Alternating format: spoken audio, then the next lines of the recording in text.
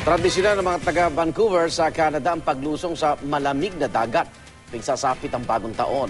Ang tinaguriang Polar Bear Swim nakuna ng ating Hughes Cooper. At narito ang kanyang kwento.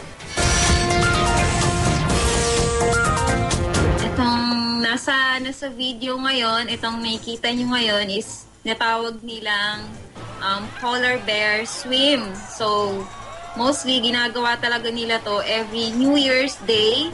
Talagang dito sa Vancouver, Canada, sa English Bay Beach. So, maraming mga taong pumupunta dito, halo-halo lahat. Talagang nakikita nyo sa video na talagang matakbo lahat ng mga tao pupunta sa tubig. Meron ding mga lifeguards dyan na nagbabantay sa paligid, like every area ng dagat. Sobrang saya ng na to, pangyayari na napanood ko kanina. So, first time ko rin talaga. So very excited. Yung first time ko nakita na nagtatakbuhan na yung mga tao dun sa dagat. Parang ako na yung natakot sa kanila kasi sobrang lamig. Ako si Hughes Cooper, Katrina MacLeod ng Vancouver, Canada, ang inyong naging saksi.